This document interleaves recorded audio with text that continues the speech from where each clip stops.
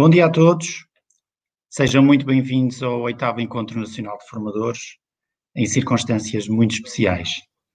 Acomodem-se nesta sala digital que está à vossa espera, à espera da vossa presença. Se estivéssemos fisicamente presentes, estaríamos na belíssima cidade de Coimbra. O meu nome é Nuno Celeiro, vou estar a acolher-vos juntamente com o Mário Martins ao longo do dia, mas sem mais delongas, gostava de vos dar as boas-vindas ao nosso Cicerone, que seria o Cicerone se estivéssemos presencialmente, mas também aqui digitalmente, o professor Paulo Eduardo Oliveira, e ao Mário Martins, que também convido para se juntarem e para dar início a este encontro nacional, neste que também é o Dia Nacional do Formador. Uma ótima sessão a todos.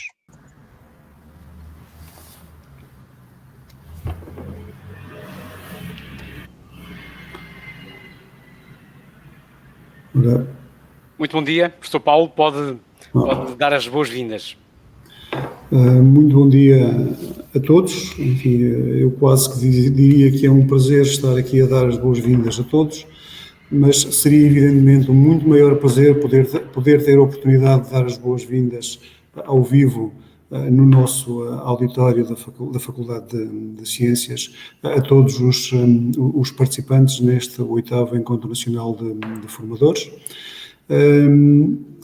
A Faculdade de Ciências apoiou desde a primeira hora, portanto, a organização deste 8º encontro, refletindo a preocupação habitual que a Faculdade de Ciências mantém, ou a Faculdade de Ciências e Tecnologia, para dar o nome oficial completo, mantém na formação não apenas de professores, onde tem um papel mais ativo, mas de forma geral em toda a comunidade que transmite informação e que forma as gerações seguintes.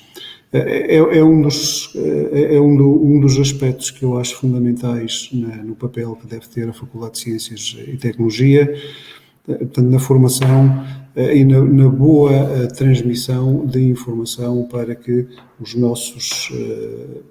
nossas gerações seguintes possam estar o melhor preparadas possíveis.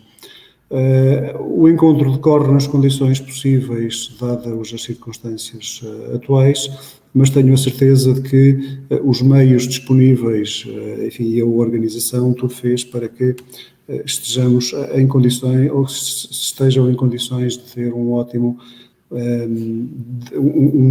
oportunidade de reforçar, portanto, todas as trocas de conhecimentos que são inerentes à formação e à troca de experiências entre formadores. Termino desejando a todos um ótimo dia de trabalho e esperando que em alguma oportunidade futura possamos organizar e receber o encontro fisicamente aqui na Faculdade de Ciências e Tecnologia da Universidade de Coimbra. Muito obrigado pela vossa atenção. Muito obrigado, professor Paulo, e espero sinceramente que no próximo ano estejamos aí bem juntinho ao Mondego, numas instalações fantásticas que vocês têm, e agradecer todo o apoio que foi aqui dado à organização deste evento. Em especial, permita-me já destacar a professora Isabela Brantes pela ajuda e pela ponte que ela estabeleceu entre o Format e a faculdade, e foi um elemento-chave também para que as coisas corressem sempre muito bem. Obrigadíssimo, professor Paulo. Bom dia a todos. É um prazer enorme regressar um ano depois, precisamente no dia 18 de novembro, o dia em que nós comemoramos o Dia Nacional do Formador. E permitam-me que esta sessão de abertura, de acolhimento, seja especialmente um momento de agradecimento. Agradecimento, como sempre, a quem participa, aos participantes que estão aqui connosco, e são mais de 700 participantes que temos aqui. Agradecer aos oradores, que são elementos-chave de toda esta dinâmica de partilha e de colaboração entre todos os profissionais da educação e da formação. E agradecer aos nossos apoios, entidades privadas que se juntam a nós, entidades públicas com o seu apoio institucional, como a ANCAP e o IFP, entidades de referência daquilo que é formação e ensino profissional em Portugal. E os nossos patrocinadores que também dão asas aos nossos desejos e objetivos, porque sem eles as coisas tornam-se sempre mais simples. Um agradecimento naturalmente a todos os elementos da organização. E é pena porque, como eu estava a dizer, iríamos comemorar o Dia Nacional do Formador em Coimbra, na Faculdade de Tecnologias e Ciências de Ciências e Tecnologia da Universidade de Coimbra, e estaríamos lá mesmo ali junto ao Rio Mondego. É pena. Mas estamos aqui, e estamos juntos, e estamos bem, conseguimos chegar a pessoas que estão no Brasil, conseguimos chegar a pessoas que estão em Moçambique, em Angola, Cabo Verde, um pouco pelo o país inteiro também, incluindo não só Portugal continental e as ilhas, portanto, é essa também a mais-valia do mundo digital. E neste ano tão atípico, diria, cheio de desafios, mas também de algumas oportunidades, o tema não podia fugir precisamente à aprendizagem em rede na era digital. E durante o dia vamos também tentar responder àquela pergunta que nós colocamos, que é: transformação das competências e das práticas? E quando nos referimos a essa transformação, naturalmente que o nosso foco são as competências dos formadores, professores, e também das nossas práticas formativas e educativas que nós temos no trabalho com os nossos aprendentes. Vou citar agora o nosso amigo e colega João Leite, e que vocês já viram também no enquadramento deste mesmo evento. As achegas e contributos das tecnologias, principalmente neste período mais recente, e a reboque de uma necessidade gerada pela pandemia, fez explodir as possibilidades. Mas serão estas possibilidades de aprendizagem? É uma grande pergunta. Não se fazem downloads de competências. Ainda não se fazem downloads de competências, como no Matrix, se lembrarem disso. E despejar informação, explicar à distância, ensinar por plataformas, não é potenciar a aprendizagem. É fundamental um aproveitamento lesto, inteligente e inclusivo das tecnologias e das enormes oportunidades que elas nos abrem. E é precisamente sobre estas oportunidades que nós vamos debater durante este dia todo. Quero agradecer mais uma vez então ao Sr. Diretor por ter estado connosco, por abraçar esta iniciativa do Encontro Nacional de Formadores. Obrigado a todos.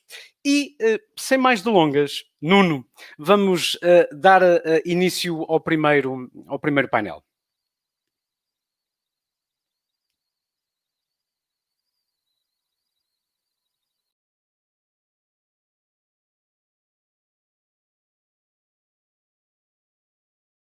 Temos a Neuza Pedro, a professora Neuza Pedro, e o professor António Moreira. Infelizmente a professora Neuza Pedro não está em direto, não está de modo síncrono, mas a vantagem também deste tipo de tecnologia é que nós vamos estar de forma assíncrona com a professora Neuza Pedro, que fez uma comunicação comigo uns dias antes, porque infelizmente não pode estar connosco.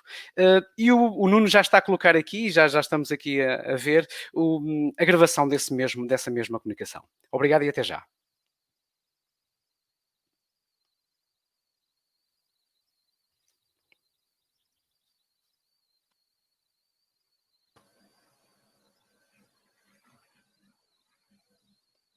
Bom dia, estimada professora Neuza Pedro. Agradeço a sua participação neste painel Gestão de Contextos de Aprendizagem Abertos, Adaptativos e Sociais, e estamos no evento, no 8º Encontro Nacional de Formadores. Já vamos no 8º, é incrível como as coisas avançam com grande rapidez. Nós, infelizmente, não estamos em direto, por motivos pessoais, mas não deixamos de estarmos juntos, de conversarmos, a Neuza Pedro, professora no Instituto de Educação da Universidade de Lisboa, que nós já fizemos lá o Encontro Nacional de Formadores, o 5º, foi um sucesso, foi com uma dinâmica brutal, casa completamente cheia, com um apoio fantástico do Instituto. Lá falamos de emoções e o papel das emoções na aprendizagem. Desta vez estamos a falar da aprendizagem em rede nesta era digital. E a escolha e o convite que nós lhe fizemos à professora Neuza Pedro foi precisamente alguém que nós sabemos que não é de agora só, durante a pandemia, que se dedicou ao e-learning, ou que se dedicou ao ensino à distância, ou às tecnologias e à integração das tecnologias digitais na aprendizagem. Portanto, já é alguém que já estuda isto há muitos anos e tem teses e livros publicados nesse sentido. E daí convidarmos quem de facto está nesta área já há muitos anos e que pode contribuir com mais uma reflexão acerca desta aprendizagem em rede, acerca destas novas formas, que já não são muito novas, de ensinar e de aprender. Obrigadíssimo por aceitar o nosso convite, Neuza. Obrigada eu, Mário, por mais uma vez me convidarem para um evento do Format. É um prazer estar convosco, é um prazer também fazer parte deste 8º Encontro Nacional de Formadores, neste ano um pouco atípico naquilo que é o formato normal do evento, mas é de louvar exatamente a iniciativa tida e a resposta pronta à mudança de paradigma na estruturação deste evento, fazendo valer a ideia de que ele é importante e que as pessoas que efetivamente com regularidade participam no mesmo, mais uma vez têm a oportunidade de estar juntas. Onde é irrelevante, mas estamos juntos. Eu acho que isso é o primordial dos momentos atuais, encontrarmos maneira de nos sentirmos juntos. Foi com imenso prazer que aceitei participar neste painel da manhã. Eu começo por cumprimentar a todos, dando-vos um bom dia e, sem mais demoras, participar nele, contribuindo para pensar os conceitos estruturantes daquilo que efetivamente foi eleito como tema central para este painel. A gestão de contextos de aprendizagem, portanto, sublinho contextos de aprendizagem, numa lógica que, obviamente, se advoga que precisa de ser mais aberta, mais adaptativa e eminentemente social. Eu gostaria de ir mais fundo neste abordar dos contextos, dos conceitos, porque acho que eles são particularmente importantes para quem trabalha em educação. Inscrever-nos adequadamente nos conceitos que vamos trabalhar e trabalhar com eles produtivamente é cada vez mais importante nesta sociedade onde a ciência é tão emergente na sua forma de atuar e onde aquilo que entendemos como certo tem uma duração tão curta. E, portanto, os contextos de aprendizagem que hoje precisamos de pensar continuam a ter elementos fundamentais e esses elementos precisam de ser considerados. Esta preocupação de pensar os contextos como, obviamente, estruturados no tempo e no espaço e circunscritos num tempo e num espaço.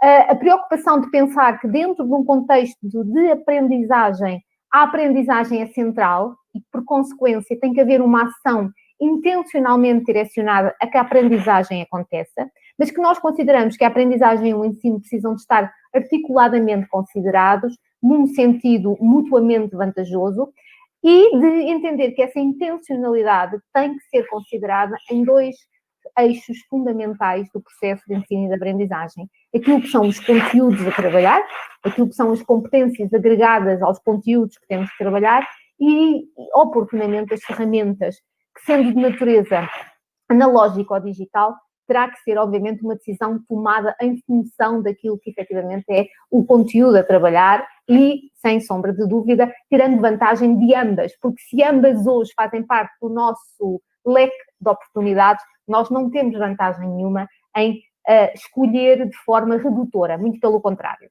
E não esquecer, e cada vez mais procurar centrar também o processo de trabalho nos contextos de aprendizagem, naquilo que é a procura da evidência do processo de aprendizagem. A procura de evidência maioritariamente está alicerçada na ideia de avaliação e importa também considerar essa mesma dimensão. E, portanto, contextos de aprendizagem seriam estruturados nesta dimensão tripartida que aqui procurei representar e é em torno dela que gostaria de convosco hoje de manhã pensar um pouco.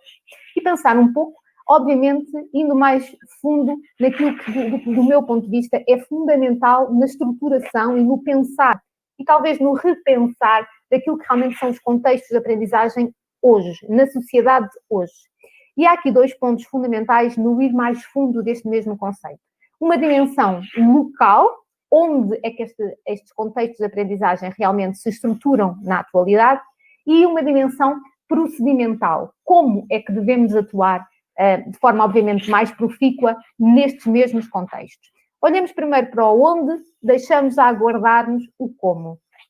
Em relação ao onde, importa notar que com muita facilidade temos vindo a entender que os contextos de aprendizagem, ou os espaços onde atuamos no domínio educativo e formativo, são demasiadas vezes, como diria, sinónimo de contexto de sala de aula, física. Mas que a realidade, até hoje, nos tem vindo a mostrar, e talvez nos últimos meses de forma mais intensa, que este conceito, que este tornar sinónimo espaço de aprendizagem, de sala de aula, não é justo e, simultaneamente, não é o adequado face àquilo que são os múltiplos ambientes, os múltiplos espaços onde a aprendizagem realmente pode acontecer. Mas mesmo que assim fosse, mesmo que efetivamente entendêssemos que espaço educativo seria sinónimo de sala de aula física, ainda ela mesma precisaria de ser entendida num sentido mais amplificante. As salas de aula precisam entender-se hoje, se não antes, mais plurais, mais flexíveis, mais modulares e, como está enunciado no próprio título dado a este painel da manhã, mais adaptativas e mais eminentemente sociais. E eu, para este domínio, gostava de partilhar convosco alguma da investigação que nos últimos anos tenho vindo a poder desenvolver, obviamente muito grata por isso, e com uma equipa de investigadores que me enriquece imenso a prática e a aprendizagem enquanto investigadora na área, e portanto a eles é obviamente o meu agradecimento por termos vindo a trabalhar neste domínio, e a minha equipa é, obviamente, o Instituto de Educação da Universidade de Lisboa, mas também internacional, daí eu trazer o conceito na sua vertente original, portanto, o conceito de Innovative Learning Environments, e gostaria de partilhar convosco algumas das conclusões que temos vindo a ser capazes de sistematizar no que diz respeito à investigação orientada para este mesmo domínio. A tradução literal seria ambientes educativos inovadores. No dia-a-dia, naquilo que é a nossa gíria do dia-a-dia, ouvem frequentemente este conceito ser substituído como o conceito de salas de aula do futuro. Poderá ser uma versão mais reduzida, mas obviamente é um conceito que fica no ouvido e, portanto, difundiu-se com alguma rapidez. Mas mais importante do que o conceito aqui é efetivamente perceber do que é que estamos a falar e perceber também o que é que os atores principais do processo, neste caso alunos e professores, formandos, formadores, como quiserem entender, efetivamente advogam como ideias centrais para repensarmos os contextos educativos ou os espaços educativos. Eu tenho tido a oportunidade de desenvolver investigação nesta área, tanto no domínio nacional como internacional, e vou trazer-vos em específico, não a versão totalitária, mas obviamente seccionada, aquilo que tem sido sistematizado da nossa investigação junto de professores e alunos, face à pergunta como é que quer que seja a sala de aula para o futuro. E olhando, por exemplo, para as maquetes que eu aqui partilho convosco, alguns dos produtos que desenvolveram, gostaria de sinalizar que, a título conclusivo, há algumas ideias repetidamente encontradas naquilo que são os resultados que recolhemos. A primeira delas, eu acho que é muitíssimo poderosa, é esta ideia que tanto professores como alunos, e independentemente do ciclo de ensino, e também independentemente, estamos a falar no ensino básico e secundário, mas também no contexto universitário, há esta noção clara nas respostas que encontramos, na própria edificação em maquete das salas de aula que constroem, esta ideia de que se procura, se deseja um novo conceito de sala de aula, um novo conceito de espaço educativo. E que esse próprio conceito, que não é aquele conceito de sala de aula que temos, envolve em si sempre a possibilidade de termos dentro destas salas múltiplas configurações e novas configurações. A preocupação de entender que se desejaria que tivéssemos espaços de ensino e de aprendizagem, contextos educativos mais flexíveis, mais reconfiguráveis, mais adaptáveis àquilo que é o que se deseja de multiplicidade de atividades e dinâmicas de aprendizagem. Esta questão da multiplicidade dos espaços simultaneamente é trazida como relevante pela ideia de que também em sala de aula, também em espaço educativo, se deve privilegiar, criar condições favoráveis para que haja algum equilíbrio entre aquilo que é a atividade humana de aprendizagem num sentido individual, e muitas vezes individual e intrínseco, ou seja, vivido dentro do próprio aprendente, esta oportunidade de espaço para a reflexão, para a reclusão, para trabalho reflexivo e denso na sua profundidade, com algum sentido de isolamento, mas simultaneamente a oportunidade de, também nesse mesmo espaço, haver oportunidade para o coletivo, para o trabalhar colaborativamente, para o trabalhar em grupo, para o discutir a pares. E esta ideia é muitíssimo salientada por parte, nomeadamente dos alunos, de que precisamos ter espaços onde esta dimensão seja equilibradamente estabelecida, a dimensão individual e a dimensão coletiva do processo de aprendizagem. Porque, Neuza, não perca essa ideia que agora transmitir, mas nós estamos a falar de coisas verdadeiramente importantes. É porque as condições do próprio espaço definem até as metodologias e as estratégias que o professor, o formador, vai utilizar. E, aliás, até predispõe, ou não predispõe, os próprios formandos, os próprios alunos, ou seja, se a disposição é aquela, já sei o que é que se espera de mim. Se nós tivermos, assim, efeito de umas cadeiras atrás das outras, mesas umas atrás das outras, e não tivermos mais espaço para fazer rigorosamente nada, já sabemos o que é que nós vamos esperar daqueles alunos, daqueles formandos. É que eles estejam no seu lugar, atentos àquilo que eu, formador, professor, vou dizer. Portanto, e isto logo à partida, e até psicologicamente, condiciona logo tudo aquilo que se vai, todo aquele momento de aprendizagem que nós ali temos. Não é? Totalmente, Mário, totalmente. E eu acrescentava uma ideia que completa na totalidade aquilo que está a indicar, que é esta noção clara que temos em investigação de que o espaço é designado até como o terceiro professor. Ou seja, sabendo que o professor é primeiramente ali o veículo de ensino na visão do estudante e que os outros estudantes são em si também meio e fonte de acesso à aprendizagem, o espaço seria um terceiro elemento determinante do processo de ensino e de aprendizagem. Porque nós, enquanto seres humanos, não é? Mais do que isso, nós, enquanto animais, nós somos muito determinados pelo ambiente, pelo habitat onde nos movemos. E os nossos comportamentos são determinados em muito por esse espaço. Ele acaba por exercer em nós uma imposição não consciente em relação às práticas que adotamos. Se eu entro numa sala de aula com a disposição que acabou de descrever, aquilo que é a minha atuação é muito mais determinada por aquilo que eu vejo à minha volta do que por mim mesmo. E isto às vezes não é propriamente consciente por nós. Eu não resisto. Não resisto àquilo o exemplo que eu vou dar. E o exemplo que eu dou tem a ver com os jardins de infância. A minha esposa é educadora de infância. Mas, tirando esse pormenor, ainda ontem estive a ver a sala do meu filho, que tem 3 anos, e que nos mostraram, as educadoras, as colegas fizeram um vídeo da sala com todos os espaços, um vídeo lindíssimo, e que eu digo assim, porque nós agora não podemos entrar lá dentro, e que nós dizemos assim, bem, isto é maravilhoso, vê-se logo que ali há uma predisposição para a descoberta, para o trabalho em equipa, para usufruir, para se sentirem felizes, para representarem, para estarem concentrados, para lerem, para refletirem, para conversarem em grupo. É engraçado como o jardim de infância, o pré-escola em geral, já tem essas práticas que nós aqui estamos agora a discutir.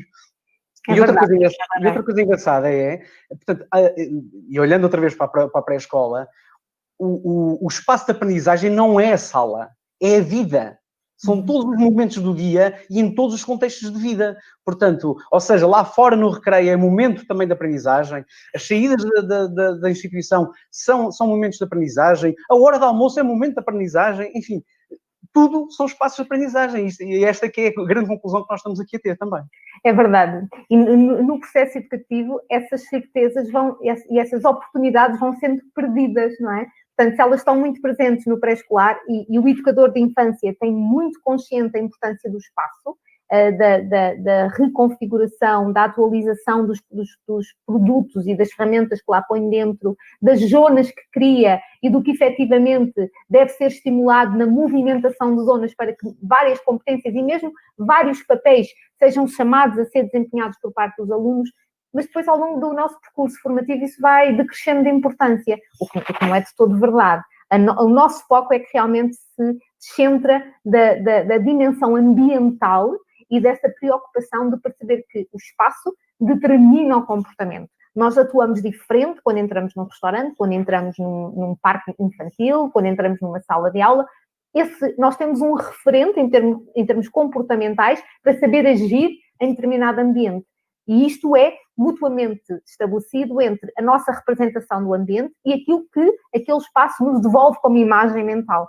E, portanto, precisamos pensar que os espaços de sala de aula, os espaços educativos, os contextos de aprendizagem precisam ser alterados naquilo que é, obviamente, a sua dimensão espacial.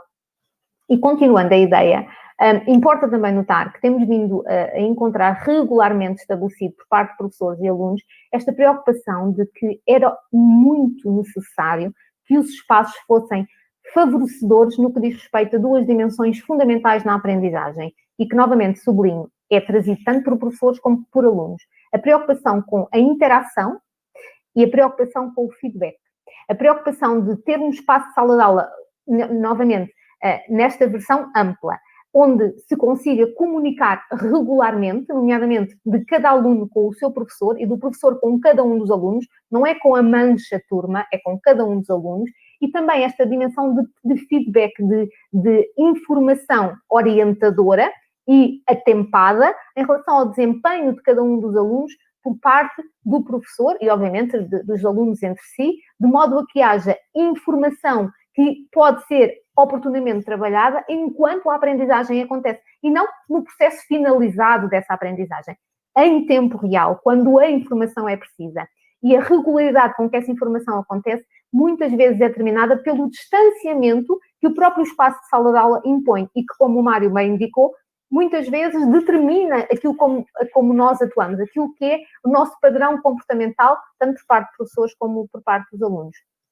Outros pontos importantes, e nós temos vindo a esquecer-nos disto com demasiada atenção, temos deixado de dar a devida atenção a estes elementos, que é o impacto dos elementos ambientais, como a acústica, a iluminação e a climatização, e como isto perturba efetivamente o processo de aprendizagem. Todos nós, nos últimos tempos, tivemos que criar nas nossas próprias casas espaços de trabalho e espaços de aprendizagem e percebemos que realmente podemos ter, às vezes, em casa, um conforto que nos espaços normais, nos espaços formais de aprendizagem não temos. E que esses elementos que são de conforto realmente são muito promotores da aprendizagem. Mas também que há elementos que são de natureza distratora e que nós precisamos de remover à nossa volta também para criar conforto no processo de ensino e de aprendizagem, menor perturbação. E outra questão importante é esta noção também convergente e partilhada entre professores e alunos e formandos ou formadores, de que precisamos trazer para dentro dos espaços de sala de aula físicos também outros espaços de aprendizagem, também outros contextos de aprendizagem, nomeadamente os contextos e os ambientes virtuais ou digitais, onde também em si conseguimos vivenciar outras aprendizagens, desenvolver outras competências, ter acesso a outros recursos, porque sabemos que a sala de aula, enquanto momento e enquanto espaço no tempo, é finita e amplificando-a com este tipo de ambientes conseguimos fazer mais e conseguimos ter acesso a outras coisas que de outra forma não teremos. E a preocupação de extrair esta noção, que eu sublinharia, de que precisamos de trazer tecnologia, tirar partido da tecnologia e que privilegiadamente aquela tecnologia que é sinalizada como mais útil é a tecnologia que traz elevados níveis de portabilidade, de que realmente também no próprio espaço se pode deslocar com facilidade e se pode trazer para uma dimensão de trabalho individual ou para uma dimensão de trabalho coletiva. E que alguns querem proibir, não é? Essa portabilidade, não é? Nomeadamente de telemóveis, por exemplo. Não é? Exato. Mas, de facto, aqui é importante também não é só o uso da tecnologia em si, mas aquilo que dizia muito bem logo no início, a questão da intencionalidade. Nós usamos a tecnologia porque ela tem um papel, tem uma missão a cumprir, que é facilitar aquele processo de aprendizagem. E quando ela facilita, e que pode facilitar, pode enriquecer e de maneira. Todo o processo de aprendizagem, quer seja totalmente à distância ou quer seja também em modelos mistos, de facto, desde que tenha intencionalidade e que seja aplicado e que dê para potencializar ao máximo aquilo que de bom nos pode trazer, é quase inevitável o uso da tecnologia digital, poderíamos dizer até. Exatamente. Sendo que a tecnologia é aqui uma ferramenta de suporte à aprendizagem que será mobilizada quando é útil e quando o custo associado a ela não é maior do que o benefício, não é? Porque às vezes a tecnologia tem aqui um trabalho adicional que nos traz e um conjunto de tempo que nos exige que muitas vezes não temos. E, portanto, tem que realmente haver essa preocupação, que é de entender a tecnologia como pedagogicamente válida e perceber que realmente ela deve ser trazida para o processo quando traz benefício para o processo.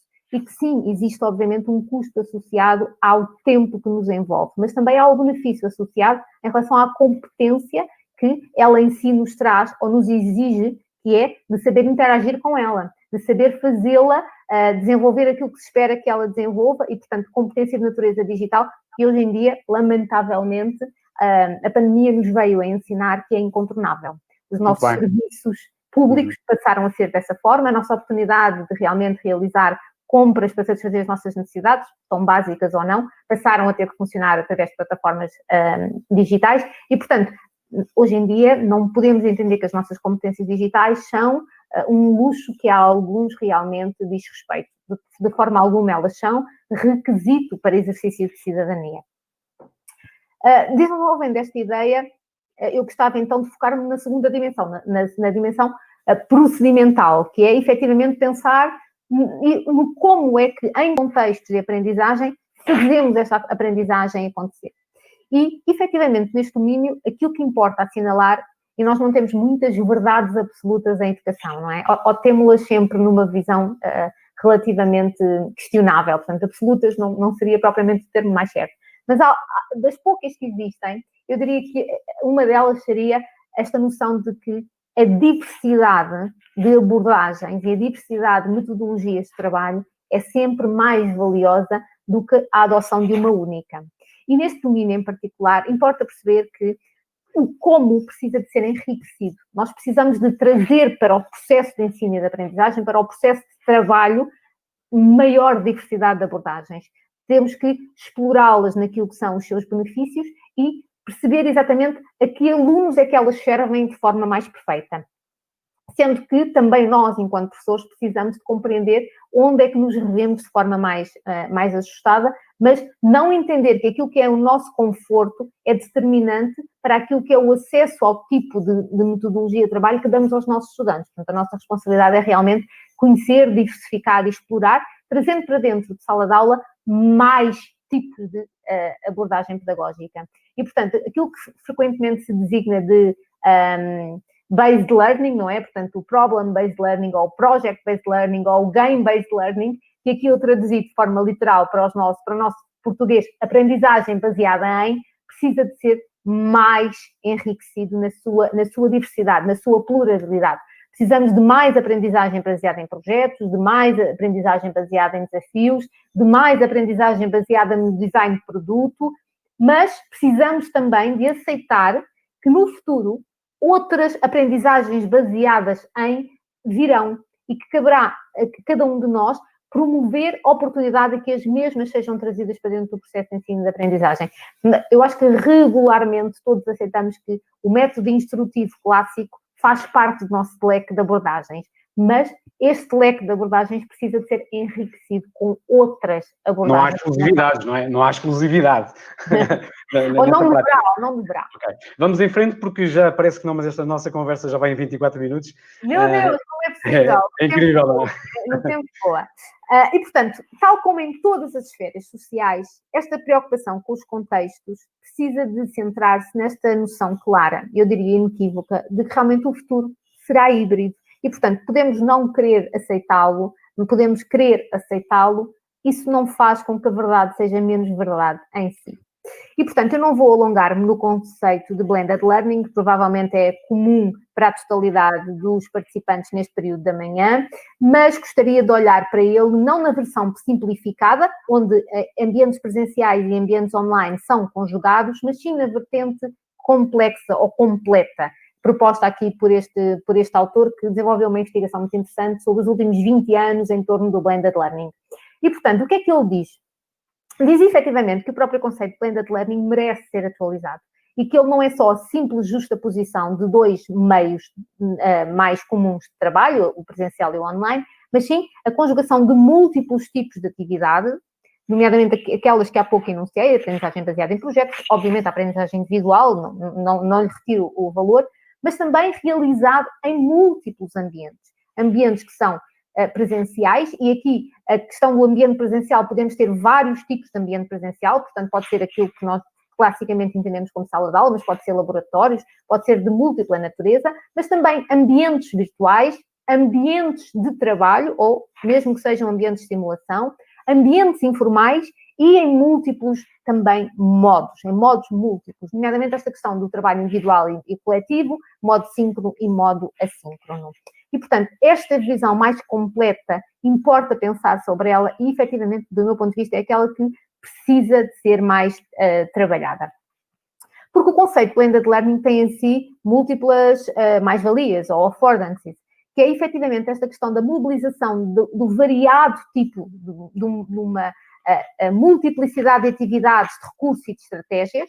Não vale a pena abordar a questão do tempo e do espaço, mas importa abordar esta preocupação porque há múltiplas oportunidades, eu consigo de forma mais eficiente deixar que cada estudante personalize e que eu próprio adapte o processo de aprendizagem a cada um dos estudantes. Além de promover a autonomia dos mesmos e, obviamente, competências de regulação da aprendizagem e de consciencialização sobre como é que o próprio aprende, eu diria que o mais importante de entender que os contextos hoje precisam de ser híbridos é ganhar consciência de que as futuras práticas profissionais, ou as futuras práticas de formação em contexto profissional, serão cada vez mais em formato híbrido.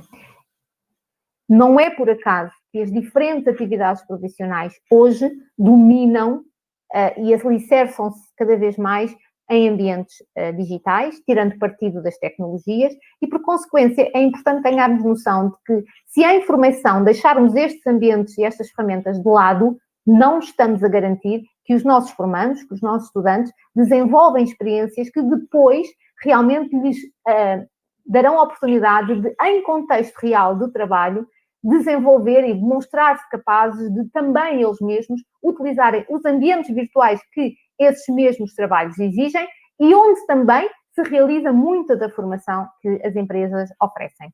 Eu gostava de partilhar convosco aquilo que o World Economic Forum recentemente publicou no que diz respeito aos empregos, portanto, ao trabalho que até 2025 se entende que efetivamente irá crescer na procura e naquele trabalho que se entende que vai decrescer na procura, para percebermos exatamente que quando estamos a falar em levar os aprendentes, os formandos, a trabalhar em ambientes híbridos, tirar partido das tecnologias, tirar partido e saber dominar de forma bastante eficiente aquilo que são as diferentes soluções tecnológicas que hoje temos ao dispor, não é somente porque elas em si são valiosas hoje, mas sim por uma questão de empregabilidade, de garantirmos acesso a empregos decentes, obviamente e desejavelmente melhor remunerados, porque se olharmos para aquilo que vemos como fontes prioritárias na procura de mão de obra para o futuro, vamos identificar que no top 10 estarão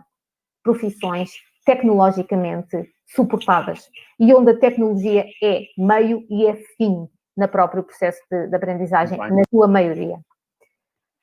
Mas é importante notar que aquilo que estamos aqui a dizer, o trabalhar em contextos híbridos, o estabelecer o processo de ensino e de aprendizagem em contextos híbridos, não pode ser nesta versão simplificada. Não pode ser nesta noção de que temos que trabalhar em múltiplos ambientes num processo de justa posição.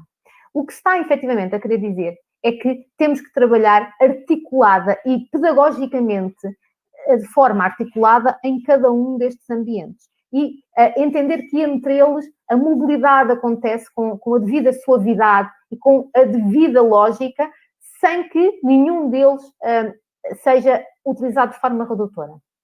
Mas para trabalhar em ambientes híbridos, para estabelecer o processo de ensino e de aprendizagem em contextos híbridos, há mudanças que precisam de acontecer. E há aquelas mudanças que são óbvias e fáceis de identificar, nomeadamente no que diz respeito à requalificação de infraestruturas e de equipamentos tecnológicos, e isto daria acesso a mais uma manhã de discussão, não é? Portanto, nós sabemos bem a realidade que no nosso país temos neste domínio, ou que não temos neste domínio, mas também, obviamente, naquilo que são as competências técnicas e pedagógicas daqueles que devem, então, ensinar nestes contextos. Um terceiro ponto que aqui convosco partilhei, a questão dos normativos e da legislação, que neste domínio é relativamente difusa, pouco clara, e ainda que no contexto da formação profissional seja melhor estabelecida do que provavelmente no ensino básico e secundário e muito melhor do que no ensino superior, mas prioritariamente eu gostaria de olhar para esta última dimensão, que não sendo última, eu entendo-a primeira no que deve ser o nosso conjunto de preocupações, que é as mudanças nas práticas burocráticas de funcionamento e na cultura das organizações formativas. Porque se efetivamente há uma mudança para acontecer, essa mudança que se exige à formação envolve múltiplas mudanças, mas para responder a estas mudanças, eu diria que os menos preparados são os sistemas. E nós sabemos que enquanto os sistemas nos sobrepõem ou se sobrepõem à nossa decisão e à nossa prática e o quanto informam a nossa prática e dão forma à nossa prática sem muitas vezes termos consciência disto ou muitas vezes tendo consciência disto. E, portanto, a mudança que eu acho que tem que acontecer nos sistemas, claro que tem que acontecer em cada um de nós, é fundamental, mas temos que todos fazer acontecer nos sistemas, é de natureza dupla. É de uma dimensão muito ampla, porque efetivamente estamos a falar de uma mudança sistémica, mas obviamente também de natureza profunda, porque é suposto acontecer naquilo que são as raízes e as estruturas micro e macros destes mesmos sistemas, e depois é simultaneamente circunscrevível e de uma natureza muito atómica, ou mesmo nuclear, não é? Portanto, não só no átomo, mas mesmo no núcleo do átomo. Estamos quase a chegar ao fim, sim, sim. Chegando ao fim, o que eu queria dizer-vos é que, efetivamente, o que isto envolve é uma mudança em conceitos tão elementares, mas tão determinantes como o que é uma aula. Porque se os ambientes são híbridos, porque se há efetivamente a oportunidade de sincronia e da sincronia, como é que se define o que é a aula? Onde é que ela começa e onde é que ela acaba? Ou se temos realmente necessidade de definir isto desta forma. O que é o horário semanal? O que é a sala de aula? E, sem sombra de dúvida, o que é e o que é que vai ser a nossa avaliação? Sobre o que é que ela se foca. E, portanto, esta mudança precisa de acontecer nos sistemas e, do meu ponto de vista, e nos últimos tempos o que temos percebido é que ela é, sobretudo, necessária de acontecer nas crenças dos decisores e, obviamente, dos atores-chave no processo formativo. Sendo que eu não tiro nenhum de nós deste conjunto de atores-chave e chamo cada um a refletir sobre o que é que entende como escola, o que é que entende como sala de aula, o que é que entende como aula e como é que estes próprios conceitos em cada um de nós precisam de ser mudados para que também depois no sistema ele seja passível de mudança. E, portanto, termino, obviamente já me estendendo muito, mas disponível para os vossos comentários e questões, se não de forma síncrona, garantidamente. De modo assíncrono, exatamente. Neuza, foi um prazer, e será sempre um prazer ouvi-la, partilhar consigo algumas experiências e estaremos com certeza juntos noutras oportunidades. Obrigado a todos e até já. Obrigada e um resto de bom dia de trabalho para todos. Obrigado, muito obrigado.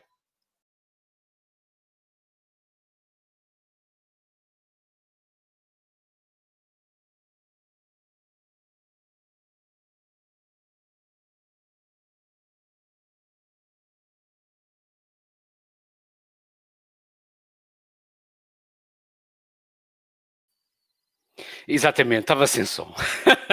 Obrigado, Nuno, pela dica. Olha, Nuno, estava eu a dizer que, entretanto, já chegou o professor António Moreira. Esse sim está connosco em direto e já o podes aqui também trazer para a conversa. Acabamos de ouvir a Neuza Pedro, a professora Neuza Pedro, e agora sim, já estamos a ver aqui o António Moreira, que também tem o microfone desligado e que convém também já irmos ligando.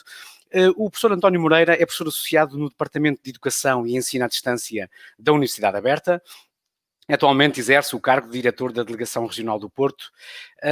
Estimado António, professor António, é um prazer tê-lo de volta, porque nós já estivemos juntos no Congresso Nacional da Formação Profissional no SCTE e já estamos a antever esta pandemia, porque na altura também estávamos a discutir a era digital numa outra perspectiva e ainda bem que está connosco, porque gostei muito da sua comunicação naquela altura e por isso mesmo renovamos o convite para estar connosco não no Congresso Nacional da Formação Profissional, mas para estar connosco aqui no Encontro Nacional de Formadores. Muito obrigado, António. E combinámos os dois que iríamos conversar um pouco, não ter uma comunicação formal, mas conversarmos tipo em modo de entrevista, e o desafio foi aceito e aqui estamos nós para conversar um bocadinho. António, e a primeira questão tem a ver com este nosso painel que fala muito sobre os contextos, e vamos falar de contextos. E se nós consideramos que o contexto de aprendizagem é um conjunto de circunstâncias relevantes para a construção do conhecimento, eu repito, se o contexto de aprendizagem é o conjunto de circunstâncias relevantes para a construção do conhecimento, isto poderá significar que se calhar é um pouco limitador considerar que a sala de aula, ou a sala de formação, ou a escola, ou uma entidade de formação, qualquer que ela seja, como sendo os únicos contextos de aprendizagem que existem. Não é?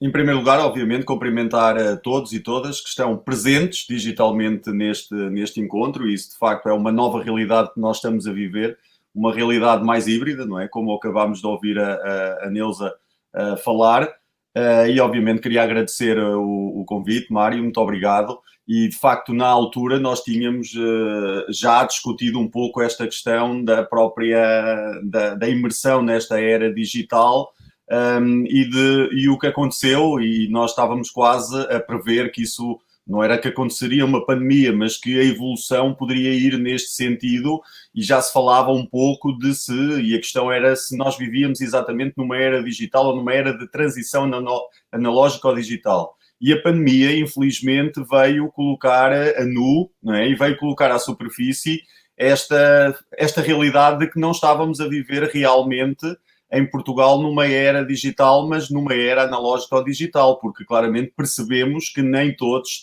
viviam nesta era digital. E, portanto, respondendo concretamente à questão, obviamente que aqui nós estamos a falar daquilo que é, neste momento, cenários, contextos, espaços que nós devemos utilizar, todos os espaços, todos os contextos que nós devemos utilizar para potenciar o processo de ensino-aprendizagem. E, portanto, quando nós falamos nestes contextos, falamos em contextos no plural. Eu acho que esta é uma ideia importante, nós começarmos, de facto, a ter bem presente de que, independentemente do contexto, nós temos que perceber que temos um potencial de utilizar os diferentes contextos para construir uma educação diferente, uma educação que se constrói em diferentes espaços. E, portanto, estar a falar, e parece-me que podem ser sinónimos, estar a falar em contextos, estar a falar em espaços, estar a falar em ambientes, estar a falar em cenários de aprendizagem, tudo isto pode ser, digamos assim, idêntico, mas no sentido em que nós devemos perceber quais esses contextos, quais os espaços que nós devemos utilizar, mais até como uns espaços de construção de aprendizagem na vida. E, portanto, nós neste momento, e o que a pandemia também nos mostrou, é que nós não temos que necessariamente ficar reduzidos a um contexto fechado no espaço físico, não é? Portanto, nós tivemos aqui a preocupação de continuar com a formação, com a educação. Houve uma preocupação imensa com a questão da não paralisação da formação e da educação e, portanto, tivemos que arranjar cenários alternativos, cenários de substituição para aqueles que existiam, ou melhor, para aqueles que eram mais utilizados, porque todos estes contextos, e essa ideia não pode ficar muito presente, de que estamos a falar de novas tecnologias, que nós estamos a falar de novos espaços. Não estamos a falar de espaços que eram, de facto, ou contextos que eram menos habitados, que não tinham uma frequência tão grande, e outros que claramente faziam parte da matriz daquilo que era o contexto de ensino-aprendizagem. O que aconteceu neste período é que houve aqui uma abertura para habitar estes espaços que eram mais invisíveis, que não estavam, digamos assim, tão visíveis para a maior parte dos educadores e dos formadores, e que de repente ganhou essa mesma visibilidade, começou a ser habitado, mas que foi uma habitação um pouco, digamos assim, descontrolada, no sentido em que fomos obrigados e forçados de imediato a ocupar e a habitar esses espaços, como se estivéssemos a falar, digamos assim, de um ecossistema de aprendizagem com diferentes ambientes, e com certeza há ambientes que já sabíamos trabalhar e havia outros ambientes que não sabíamos trabalhar tão bem. E perante esta realidade, aquilo que aconteceu é que fomos obrigados a trabalhar em cenários no plural, no sentido em que começaram a materializar-se outras realidades mais virtuais, realidades mais digitais, que efetivamente temos mais dificuldades, porque com certeza teremos que pensar naquilo que podem ser também os modelos, porque o que interessa particularmente não é depois o espaço, não é? Obviamente que os espaços são importantes, mas depois o que interessa é como configurar pedagogicamente esses espaços, não é? Portanto, independentemente de estarmos a falar de ambientes virtuais ou estarmos a falar em ambientes físicos, da geografia física. O importante é sabermos exatamente que princípios pedagógicos queremos aplicar, que modelos queremos aplicar, para que haja, de facto, interação, que haja comunicação nesses espaços e nesses contextos. E aqui eu queria colocar também, é algo que eu costumo dizer com alguma frequência, que independentemente do espaço que nós estamos a falar, a questão de estarmos a falar em semi-presencial ou semi-online não tem, na minha perspectiva, muito sentido. Porque nós temos que claramente construir em todos estes espaços, em todos estes contextos, presencialidade. E eu comecei exatamente por falar nesta presencialidade, porque a presencialidade manifesta-se de diferentes formas. E, portanto, estar a falar em ensino presencial e estar a falar em ensino à distância e colocar a lógica nesta dualidade não tem muito sentido. Porque o que nós queremos construir nestes espaços, nestes contextos, é um sentido de presencialidade.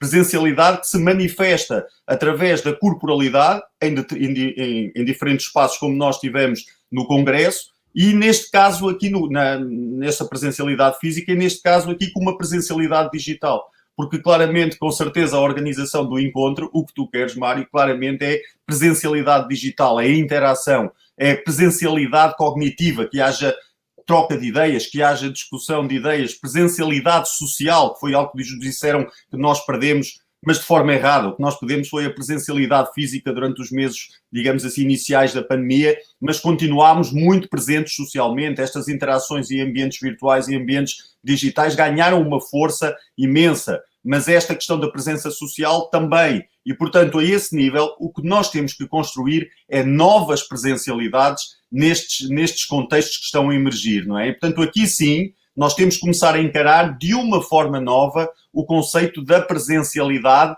enquadrado nestes contextos e perceber que o mais importante não é o espaço, não é o contexto. Obviamente que nós temos de ter um contexto, temos de ter um cenário, mas é depois pensar efetivamente como é que pedagogicamente nós desenvolvemos a nossa prática formativa, a nossa prática educativa assente em diferentes modelos que devem estar muito presentes naquilo que é a forma como nós organizamos depois esses espaços. Portanto, quando nós falamos nestes contextos, Mário, e eu queria só nesta acho que já fui respondendo, acho que nós devemos pensar até numa ideia desenvolvida foi desenvolvida há cerca de 5 anos atrás, do ponto de vista daquilo, e eu até já o tinha focado no Congresso, que é nós pensarmos exatamente a educação on-life, não offline nem online, mas pensarmos on-life, ou seja, este on-life acontece na vida e estes espaços existem na vida. E este manifesto on-life, que surgiu em 2015, organizado pelo professor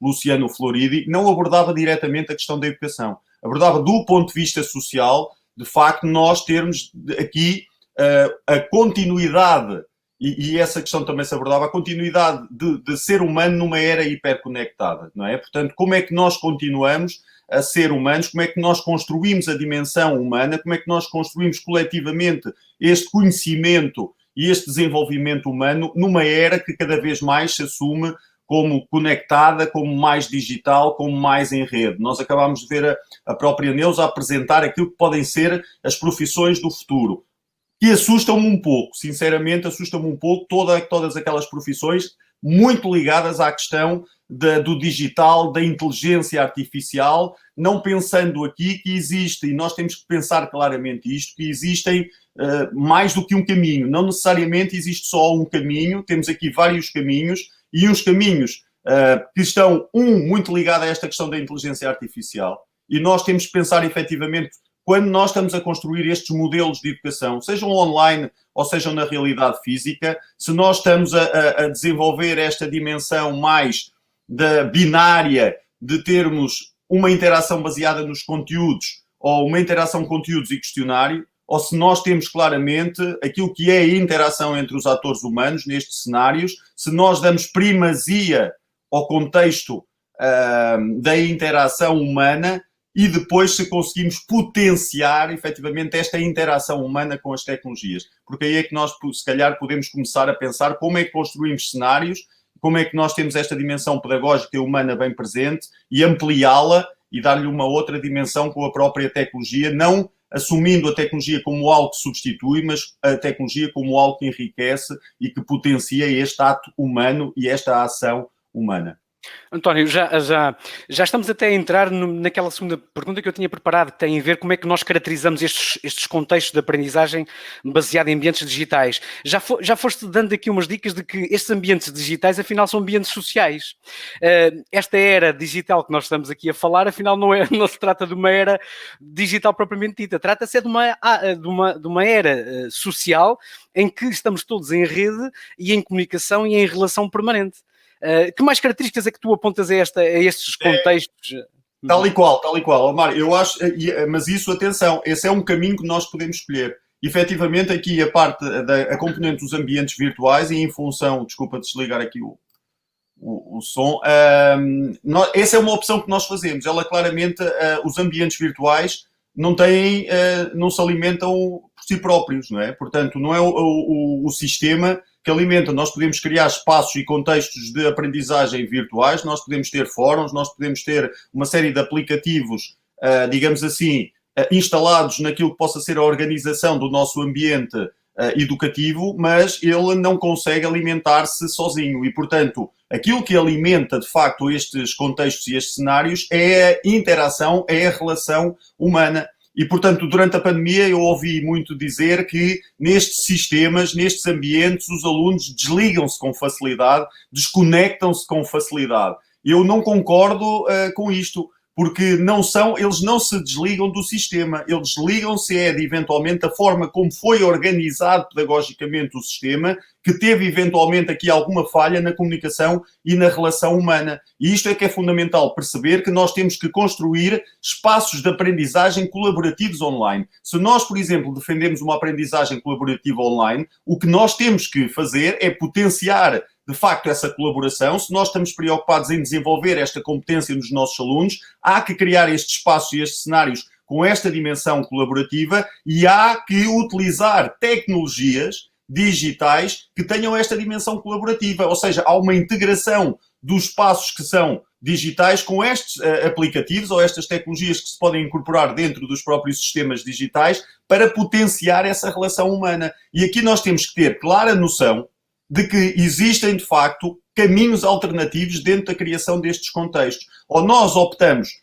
exatamente por uma relação e uma interação que se estabelece com os conteúdos digitais e temos um sistema simples de interação com os conteúdos e resposta a questionários, e este modelo é muito usual naquilo que nós conhecemos pelos MOOCs, não é? Por aquilo que é os cursos massivos, porque permite isto. Mas se repararmos bem, é um sistema muito ligado e é um modelo muito ligado à inteligência artificial. Porque o papel do professor neste modelo esvazia-se um pouco, porque aquilo que ele tem que fazer é preparar conteúdos, aquilo que ele tem que fazer é preparar um questionário que depois o próprio sistema, obviamente que já está organizado para dar respostas automáticas e o papel do professor quase que desaparece.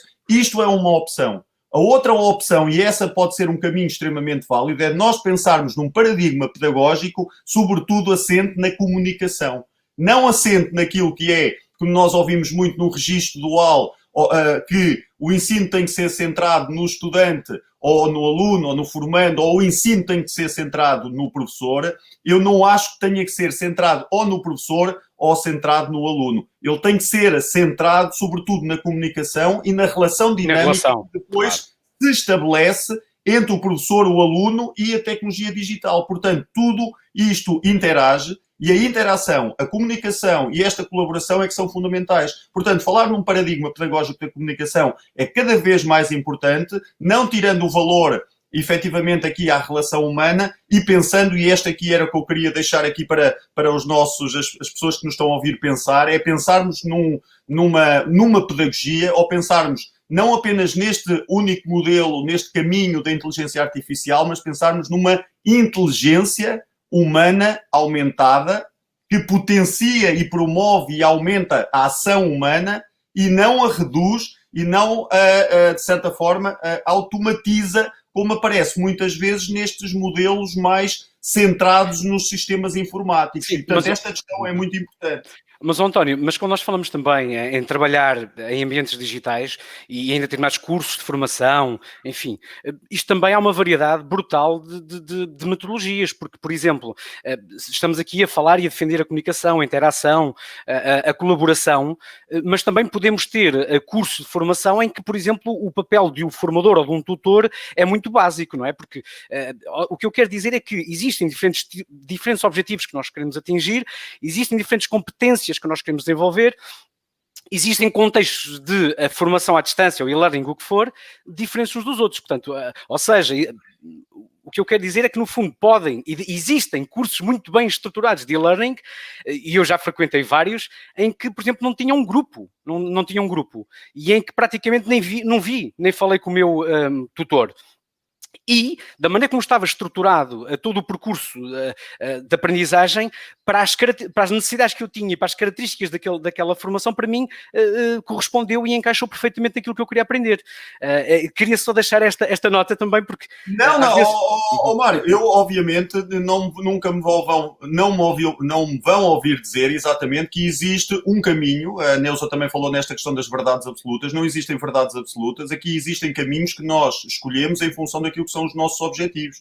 E, portanto, eu não falei que existe um caminho, que existe apenas aquele caminho que promove exatamente esta dimensão de uma aprendizagem colaborativa online, mas existe efetivamente aqui o outro caminho, tu acabaste de o dizer, relativamente àquilo que possa ser mais um caminho de autonomia, de um caminho de autoaprendizagem que é feito com base num modelo mais instrucional. Agora, tem que haver consciência clara de qual é o modelo que nós estamos a falar, e quando nós estamos a falar de modelos online, que existem estas diferentes opções. Depois, quem vai fazer a avaliação de que é melhor ou pior é exatamente aquele que o frequenta e que, de certa forma, tem expectativas relativamente ao curso que está a frequentar. Mas isso não invalida que nós tenhamos as nossas visões e que cada professor e cada formador, no papel de professor e de formador, que acho que efetivamente possa aqui haver uma opção. O que eu posso claramente aqui dizer, e se nós estivermos a falar naquilo que possam ser, e aqui estás a falar claramente do ensino mais para adultos, para aquilo que é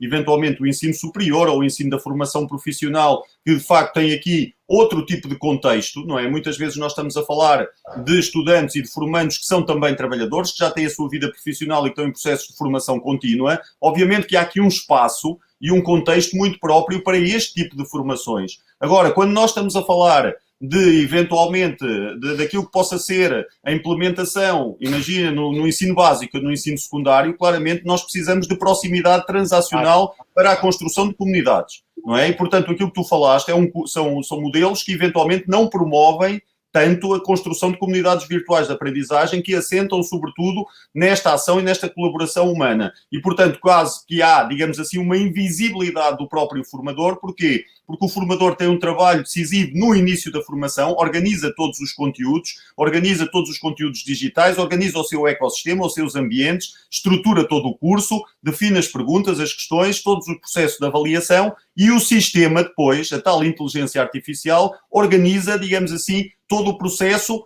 já não faz parte do controle do professor. E isto é uma opção. E, portanto, claramente, eu não desvalorizo esta opção, eu acho que é um caminho, eu valorizo muito esta questão daquilo que possa ser a inteligência artificial, mas nós temos que pensar efetivamente que ela pode assumir-se como, de facto, uma oportunidade e uma valorização daquilo que possa ser a ação humana, mas, ao mesmo tempo, pode haver o perigo e o risco da substituição daquilo que é a ação humana. E isso é que é importante, que era o que dizia até naquele manifesto, de como é que nós continuamos a ser humanos numa era hiperconectada. Se nós tiramos este valor humano, não é? E aqui eu queria também só destacar que eu não consigo muitas vezes ser demasiado estruturado e demasiado organizado, não é? Porquê? Porque acho que, efetivamente, a questão da formação e da educação, claramente, e da docência e do ser formador, passa não apenas pelo ato científico, mas pelo ato criativo. E, portanto, eu encaro muitas vezes a docência como arte.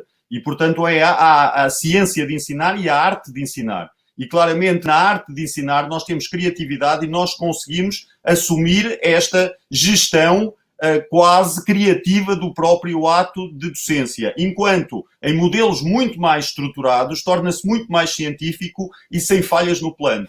não é? E, portanto, há com certeza alguns que gostam de ser altamente estruturados, há outros que são mais flexíveis na gestão da própria planificação que fazem. E, portanto, eu aí acho claramente, mas isto não sendo uma verdade absoluta, estamos a falar de visões sobre aquilo que é o processo educativo e formativo e, portanto, estamos claramente num ato democrático e, portanto, nada de colocar, de facto, na lógica binária ou dualista de que este é o caminho certo, aquele é o caminho errado, dizer que o caminho que tu apontaste é errado e aquele que eu posso defender está certo, mas de perceber que existem estes diferentes caminhos, que são soluções válidas e que podem articular-se e complementar-se. E perfeitamente perceber que em determinada altura podes querer um determinado modelo e podes articular com outro modelo, não ficar apenas com o modelo no singular. Sim, sim.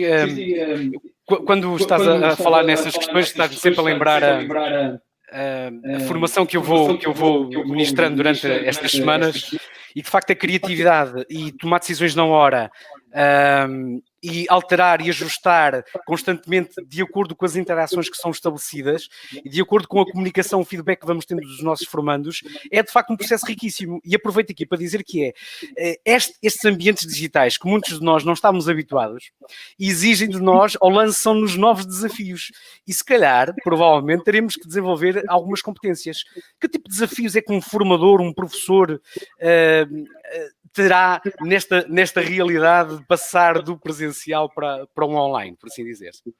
Sim, mas obviamente, cá está, há uma questão do passar do presencial para o online. Eu diria mais passar apenas exclusivamente da geografia física para a geografia virtual, porque ainda por cima há aqui um terceiro elemento que convém distinguir, que muitas vezes parece, cá está, passar do ambiente físico para o ambiente online. As coisas não são assim tão binárias, porque há dois desafios quando nós estamos a falar disso. Uma coisa é trabalhar na geografia física com tecnologias digitais, que pode estar online. Correto? Portanto, o estar numa geografia física não invalida que eu, dentro de uma sala de aula de formação, não possa estar ligado e conectado com os meus estudantes e podemos estar a fazer trabalho de pesquisa online e estarmos numa realidade ubíqua. Não é? Em simultâneo, estamos na geografia física, estamos a utilizar uma geografia espacial determinada, mas estou conectado com os meus dispositivos móveis e estou, digamos assim, até a fazer pesquisa, a tentar perceber um pouco aquilo que o próprio formador está a dizer sobre o assunto. Portanto, isto é uma realidade. E vejam bem como já não se reduz a esta lógica do presencial e do online, porque eu estou a trabalhar num espaço físico conectado online. E, portanto, uma coisa é... Não há separação, uma coisa de um lado, outra coisa do outro. Não há. Portanto, claro. Estarmos nisto... Porque, a vida também é assim, claro. Tal e qual. E, portanto, obviamente, vocês perguntam-me agora, eu estou num espaço formativo e a realidade da pandemia é esta. Eu estou, num espaço formativo ou estou no meu espaço do ambiente familiar. Porque, se vocês repararem, isto é o meu escritório em minha casa. E, portanto, de repente, a minha casa passou a ser um espaço que, simultaneamente, está num ambiente virtual como este, que estamos aqui deste encontro, que está simultaneamente num espaço formal, eventualmente de diálogo, de processo formativo, não é? Que estamos todos envolvidos neste processo formativo. E, portanto, nesse sentido, é importante exatamente perceber que uma coisa é trabalhar com tecnologias digitais e outra coisa é trabalhar exclusivamente em ambientes virtuais, Mário. E isso é que surgiu.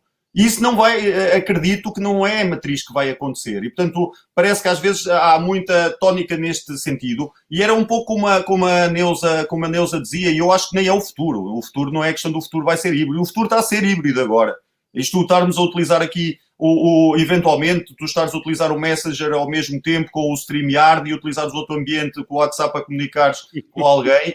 Eventualmente, isto é a realidade híbrida, não é? Não, eu não estou a criticar, é isto. Os nossos formandos, nós somos assim, neste momento, nós estamos numa fluidez, numa liquidez, como dizia o Bauman, que claramente ultrapassa esta lógica binária. Portanto, os desafios, só para te responder à questão, os desafios são imensos. E, portanto, um desafio logo, eles já foram sendo falados, é claramente pensar aqui no novo enquadramento legal. Isso é fundamental. Porque, por exemplo, a questão dos ambientes virtuais, que fique claro, nós andámos a trabalhar durante algum tempo numa situação de ilegalidade. Ou seja, não há um enquadramento legislativo para passar e transferir tudo do ambiente da geografia física para um ambiente virtual. Que eu saiba, só existe uma universidade em Portugal, que é a Universidade Aberta, que tem, efetivamente, digamos assim, entre aspas, licença para trabalhar em ambientes completamente virtuais, porque foi criada para trabalhar neste regime, digamos assim, à distância. E, portanto, nesse sentido, nós temos claramente repensar este enquadramento legislativo. Uma coisa era ter a possibilidade de ter cursos híbridos, ter esta dimensão. Agora, se queremos trabalhar na realidade completamente virtual, e eu acredito que haja a possibilidade de trabalhar, mas não vai ser de forma massiva, porque o que se vai depois articular é a realidade da geografia física com a geografia virtual, que é o que está a acontecer, do ponto de vista de ensaios, de experiências, com estas coisas de agora estar na geografia física com máscaras, mas com webcams ligados a diferentes, digamos, sistemas do webconferência, já está a acontecer esta procura e esta experimentação dessas mesmas realidades. Mas claramente tem que existir um enquadramento legislativo, porque senão eu não sei exatamente, Mário, qual é o professor que vai trabalhar, ou o formador que vai trabalhar 130% ou 140%, quando aquilo que é contabilizado depois do ponto de vista da componente letiva, do contacto, é apenas a componente letiva ou a componente que é, digamos assim, do contacto físico. E os outros 30% ou 40%, seja nos Teams, nos Googles, noutras plataformas, como é que é contabilizado? Há um acrescento, há uma substituição, ou vai haver a possibilidade de dizer assim, olha, eu gostaria de ter um currículo flexível que me desse a possibilidade de trabalhar 70% de contacto na geografia física da escola, da sala de aula física, e 30% no ambiente virtual oficial da própria escola, do ambiente da formação. Portanto, isso é um desafio imenso, que claramente tem que ser discutido, e é uma coisa que está a ser discutida em termos europeus, portanto nem é uma questão nacional. Depois a questão da formação específica, não é? Da capacitação específica para esta realidade. O que aconteceu, e de forma muito meritória, é que os professores fizeram muita autoformação, mas falta claramente fazer uma formação mais consistente para perceber exatamente, por exemplo, o que é isto da educação online, o que é isto da educação em ambientes virtuais, como utilizar determinados modelos, como desenvolver avaliação digital, como construir atividades de aprendizagem digitais e, portanto, como é que articulamos estas atividades em ambientes virtuais com ambientes físicos. Tudo isto é um grande desafio no sentido da articulação e, portanto, eu trabalho, e essa área que neste momento se calhar me está a entusiasmar mais, é perceber exatamente como é que se consegue fazer esta hibridez, que a Neuza há pouco também apresentou, que não é uma ideia nova. O Latour, um sociólogo, já falava no século XX sobre esta questão da realidade híbrida onde nós vivíamos. Portanto, claramente, a escola e o universo educativo e formativo não poderia ficar fora desta realidade. Portanto, agora quase que há uma assunção de que, de facto, há este hibridismo e esta combinação.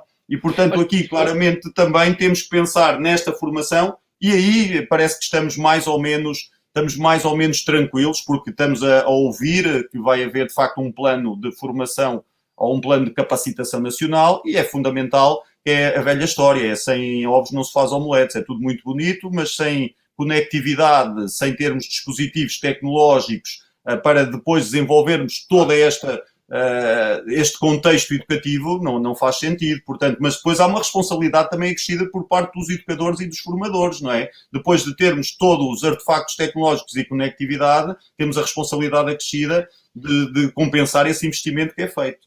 António, mas esta evolução da integração da tecnologia digital, estou a ter algum feedback, esta integração do digital no presencial, por assim dizer, ao longo destes últimos anos, não tem sido muito pacífica nem massiva, pois não? Pelo menos é a ideia que todos nós temos. Não tem sido absolutamente nada pacífica, exatamente porquê? Porque parece que estamos a falar de realidades diferentes que parece que são oponentes. E nós temos que ultrapassar esta ideia de estarmos a falar, eventualmente, de concorrentes, de vermos estas duas realidades a concorrer para, eventualmente, ir buscar um público diferenciado. Não tem que ser assim, necessariamente, não pode ser assim. Nós temos é que pensar que estes ambientes, estes espaços e estes contextos e estas duas realidades têm é que se unir para somar e não para se substituir, porque há sempre aquele receio de que parece que estamos a falar da substituição de uma realidade por outra.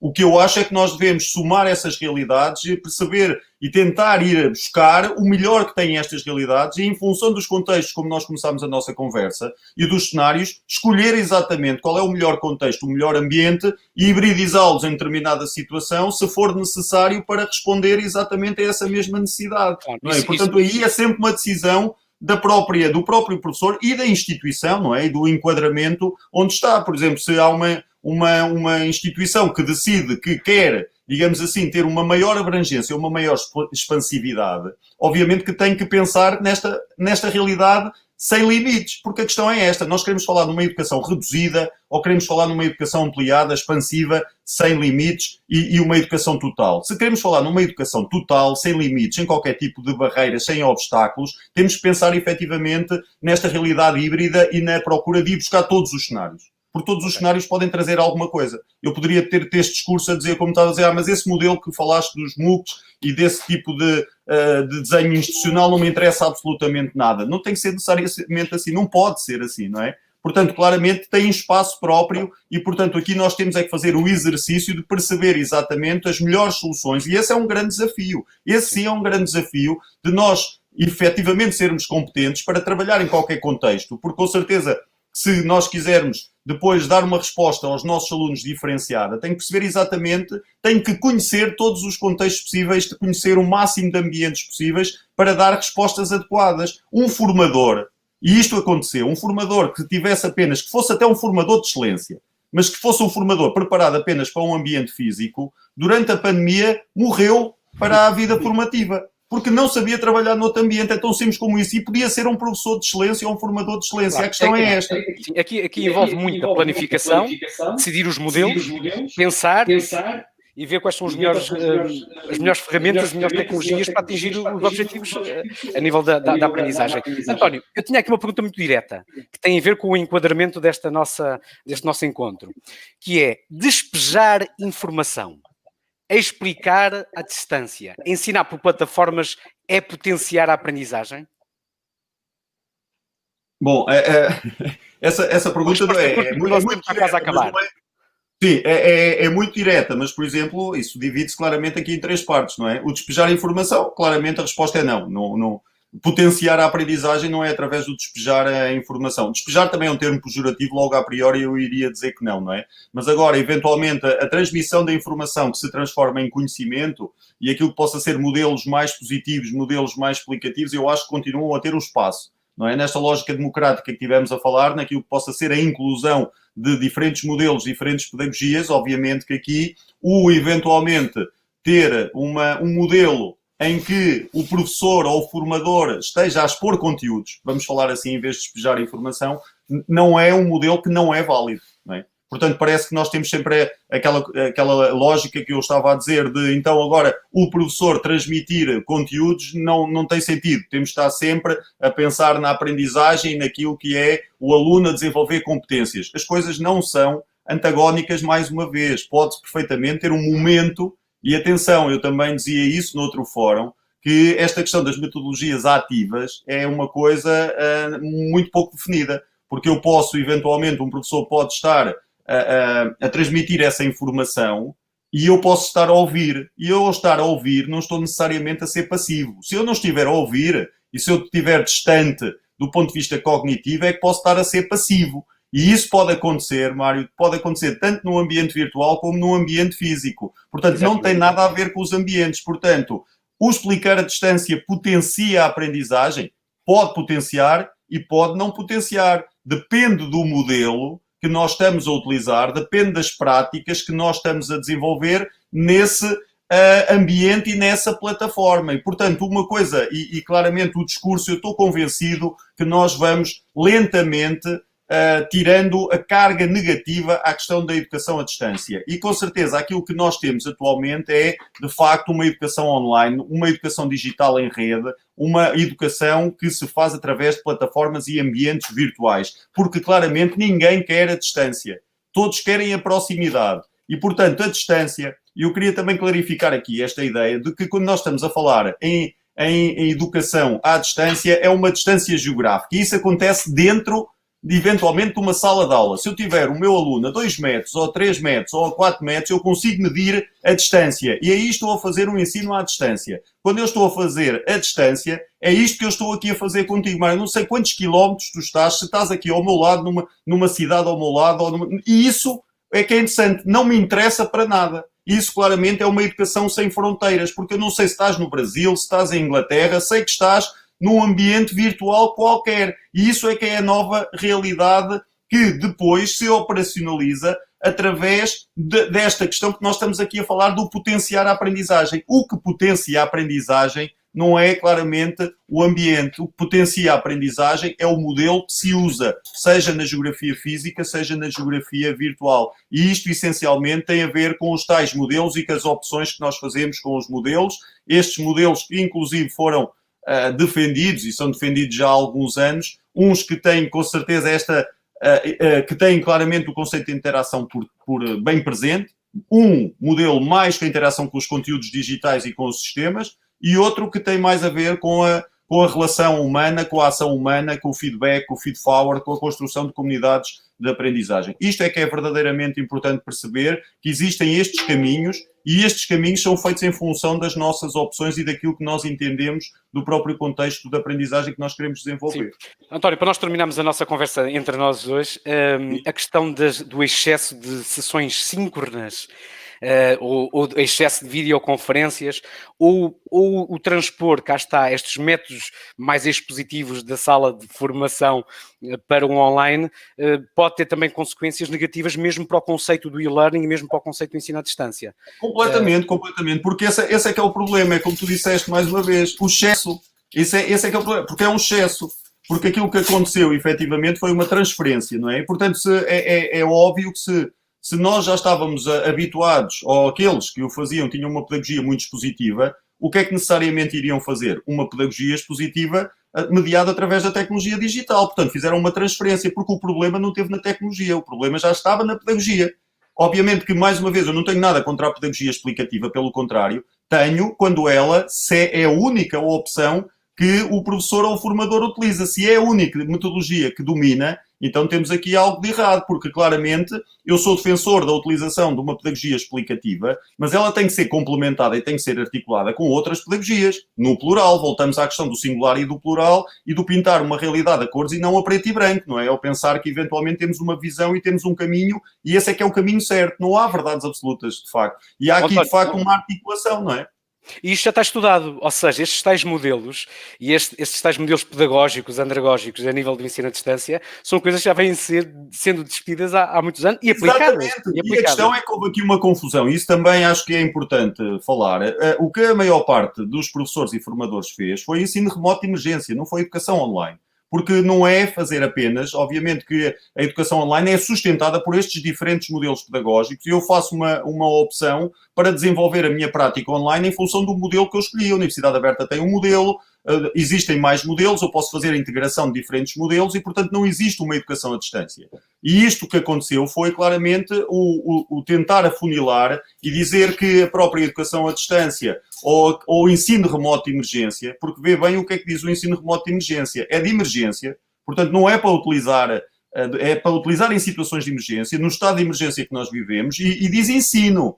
Não é? Nem sequer diz ensino-aprendizagem, diz ensino, quer dizer, parece que é uma coisa que de facto recuamos outra vez à dimensão exclusiva do próprio ensino. Quem já estava nesta pedagogia, obviamente que se sentiu confortável. Porquê? Qual foi a diferença? Ligar o botão da webcam e ver onde é que estavam 3 ou 4 botões para fazer exatamente a mesma coisa. Quem não se sentiu confortável foi buscar mais no sentido em que percebeu que a educação online é muito mais do que comunicação síncrona. Há que criar momentos de comunicação assíncrona, há que criar espaços e ambientes e cenários de aprendizagem de comunicação constante. É isso que liga aos nossos estudantes, os nossos formandos, em todos ou quase todos os momentos, digamos assim, das fases de uma atividade de aprendizagem digital, é, de certa forma, convidá-los a ser participantes ativos, a eles serem atores, uma pedagogia, uma formação maker, onde eles próprios estejam envolvidos no próprio processo. Sim. Não é apenas serem ouvintes. Eu disse que ouvir é bom, mas não é suficiente, só se estar sempre a ouvir.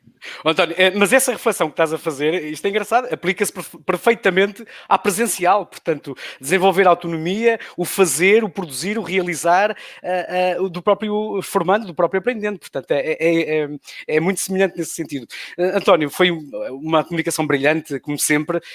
Tenho aqui uma pessoa especial que vai entrar agora aqui em direto connosco, que é o nosso amigo, o engenheiro Etelberto Costa.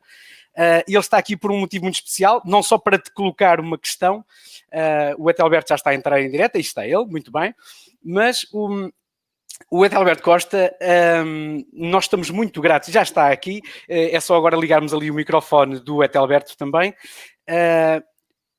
Adalberto, pode ligar o microfone para nós depois também falarmos um bocadinho. O Adalberto, além de fazer-nos uma questão aqui ao António Moreira, nós convidamos a estar aqui presente por outro motivo muito especial. Eu acho que vocês já estão a ver aqui este troféu. Este troféu foi produzido pela Rita Frutuoso, da ESAD, da Escola Superior de Artes e Design do Politécnico de Leiria, e está aqui escrito Prémio Carreira 2020. E obrigado, Adalberto, por ter aceitado este nosso convite de estar aqui connosco e de também ir receber este troféu, que tenho aqui em casa, mas que brevemente vai chegar às suas mãos, porque no fundo o que nós queremos é valorizar e destacar o mérito, a competência e a excelência do percurso profissional das pessoas que atuam nas áreas da formação e educação.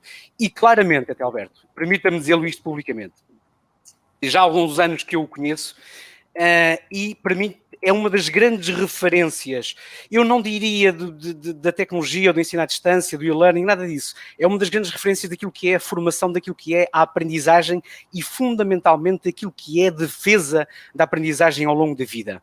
E, portanto, é um prémio mais do que merecido, é simbólico. A Lidl, o Grupo Lidl, que é um dos nossos patrocinadores, vai-lhe oferecer também 2 livros, porque eu sei que é também alguém que está sempre a cultivar e está sempre em ação. Este prémio não é para valorizar o que já fez, é para valorizar também o que ainda vai fazer a nível da aprendizagem ao longo da vida. Muito obrigado, Adalberto. Obrigado eu, Mário.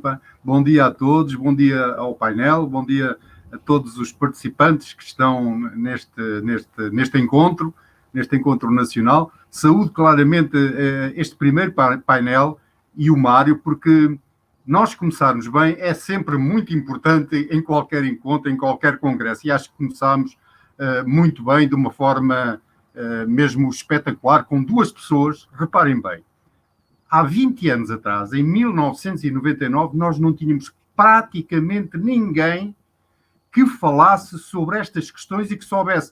A Universidade Aberta era presencial, lembram-se, em 1999. Hoje estamos numa outra onda completamente diferente. Eu só fico satisfeito por ter participado, por ter envolvido, e não estou nada arrependido, e mesmo sofrendo as agruras do tempo daqueles que me acusaram diversas vezes de ser um fatalista da tecnologia, agora começam a perceber que primeiro está a aprendizagem e depois é que está a tecnologia. Bom, mas a questão mais importante, que eu não vou perder tempo agora, talvez mais à frente a gente tenha um bocadinho mais para falar, mas para o António Moreira, acho que vale a pena colocar uma questão, porque ele não teve tempo durante a sua abordagem de falar do papel da Universidade Aberta, que eu acho que ainda está nos primórdios em Portugal, mas a Universidade Aberta, para quem não conhece, tem uma rede de centros locais de aprendizagem. E essa rede, para mim, é essencial, porque consegue chegar a todo o país, se não me engano, talvez algumas 20 ou 25 localidades descentralizadas no país. E, do meu ponto de vista, nós temos que fazer um grande esforço de ligação entre este ensino superior, esta participação do ensino superior, com as organizações locais de formação, mas também com as empresas e as organizações, e isso ainda está por fazer. Ora, a questão que eu coloco ao António Moreira é: que papel é que a Universidade Aberta, nestes próximos anos, através dos centros locais de aprendizagem, pode e está disponível para, em ligação com os centros Qualifica, que estão no terreno, não é? E que precisam imenso. Nós, neste momento, estamos em rede Infonet com diversos centros Qualifica que estão exatamente a pedir que metodologias, como é que eu posso fazer, como é que posso dar um passo para envolver os nossos formandos, mas depois também os centros de formação do Instituto de Emprego e Formação Profissional, que continuam no velho paradigma, que não saem, por muitas conversas que a gente tenha e por muito boas pessoas que estejam no Instituto de Emprego. É sempre difícil passar para além disso, e, portanto, eu gostaria de dar aqui tempo ao António Moreira para ele falar um pouquinho sobre esta realidade, do que é que pode ser uma rede criada localmente e nacionalmente virada essencialmente para a aprendizagem de conteúdos essenciais que é preciso fomentar. E obrigado, António Moreira, pela sua excelente exposição e Mário pelas excelentes perguntas. Até já. Obrigado, Etelberto, até já. António, vamos tentar ser o mais objetivo que pudermos, porque temos perguntas aqui também dos nossos participantes que estão a colocar aqui no chat. Vamos lá, então. Bom, em primeiro lugar, queria dar os parabéns ao Etelberto pelo prémio e pelo facto, e dizer que é um prazer revê-lo. Já nos vimos fisicamente, já não nos vemos de facto há algum tempo. Vimos-nos em Coimbra, também já há uns anos atrás, não é? Já começamos a dizer há uns anos atrás. E, portanto, é um prazer imenso vê-lo presencialmente na realidade digital novamente. E a questão que me coloca é muito interessante e de facto, é muito pertinente e muito atual, porque remete-nos para esta ideia de uma realidade híbrida, não é? A Universidade Aberta parece que trabalha essencialmente e tem a sua matriz na realidade virtual, mas a existência dos centros locais de aprendizagem espalhados numa rede nacional por 18 locais, neste momento são 18, mas a rede é extensível, portanto pode neste momento ter 18, como pode ter daqui a algum tempo mais do que 20, tem exatamente a ver com as parcerias que nós estabelecemos, e isto remete-nos para esta realidade da rede, de uma rede local, não global, mas local, que tem esta dimensão, de facto, que sem fronteiras, mas ao mesmo tempo que tem uma preocupação muito grande com a dimensão local e regional. Porquê? Porque nós trabalhamos com pessoas e trabalhamos num país, de facto, que tem regiões e zonas muito diferentes e, portanto, tem necessidades diferentes. E, portanto, nós já temos um trabalho, de facto, e temos estabelecido parcerias porque nós temos coordenadores desses centros locais de aprendizagem nessas zonas e temos estabelecido exatamente protocolos com os centros Qualifica para nós percebermos um pouco como é que nós podemos também trabalhar em parceria e como é que podemos construir aqui uma realidade diferente, dando resposta a esta tal sociedade analógica ou digital, porque efetivamente nós não podemos estar sempre a assumir que efetivamente estamos numa sociedade digital. Nós estamos a tentar construir uma sociedade digital em rede. Ela não existe ainda. Nós temos ainda uma zona, digamos assim, que ainda não é digital e, portanto, que nós, com a própria pandemia, como eu já referi anteriormente, ela ficou muito visível e veio à superfície. E, portanto, nós temos que fazer agora um esforço acrescido de claramente, nós já fizemos esse diagnóstico, de claramente conseguirmos ter esta dimensão mais inclusiva no sentido de dar oportunidades idênticas numa dimensão de equidade para todos e todas nesta realidade. E aí sim a Universidade Aberta, enquanto instituição de ensino superior público, tem essa obrigação, tem essa missão, de facto, de conseguir, e foi nesse sentido que ela foi criada em 1988 e que apenas se virtualizou em 2007, portanto o Etelberto tem razão, nós estávamos e isso aí as pessoas às vezes parece que não têm noção, de que não estamos a falar de uma geração da educação à distância, da questão do manual ou do ensino através da televisão. Isso já, digamos assim, no modelo da universidade, já é uma realidade ultrapassada. E, portanto, nós estamos a falar, de facto, nesta virtualização, estamos a falar em trabalhar numa lógica de educação digital. Mas não excluímos, apesar de sabermos desta dimensão mais global, não excluímos o local. Portanto, é interessante perceber como é que nós podemos continuar a ter estas realidades e estas redes que não são apenas virtuais. Têm nós que fazem parte da realidade e da geografia física. E concordo perfeitamente com o Etelberto que há demasiada centralidade e muita discussão na tecnologia digital, quando a verdadeira discussão tem que ser essencialmente sobre a questão pedagógica. E depois é perceber como é que eu utilizo a tecnologia para enriquecer pedagogicamente o meu ato formativo e o meu ato educativo. Não vamos colocar a tecnologia no centro. É importante, mas o ato pedagógico, aquilo que é definir uma pedagogia ou pedagogias no plural, é que é verdadeiramente importante. Por isso é que o Mário também dizia depois, mas isso é para a educação à distância ou é para o território físico? Eu tenho que ter um princípio. Se eu, por exemplo, defendo a colaboração na aprendizagem, eu vou operacionalizá-la em qualquer ambiente. Eu tenho é que perceber, se eu já era alguém que defendia muito processos pedagógicos colaborativos, o meu exercício agora tem que ser perceber como é que eu consigo fazer esse exercício de aprendizagem colaborativa num ambiente virtual. E portanto, nada tem a ver com o ambiente. De forma eficaz. Eu tenho que perceber, é o meu princípio pedagógico. Não há formadores, nem professores, que não tenham que ter um domínio sobre a pedagogia. A tecnologia vem depois para me enriquecer. A própria Neuza dizia isso. Se é para empobrecer, não utilizem. Tentem, nós temos que claramente fazer formação para o uso pedagógico da tecnologia. Não é a tecnologia, Mário, desculpa, mas não é a tecnologia do ponto de vista da ferramenta, do instrumento. Ela é muito mais do que isso. Ela é um ambiente transformador, mas é um ambiente transformador que está ao serviço da educação e não se serve, não deverá serviço da educação e não deve ultrapassá-la. E eu tenho receio, claramente,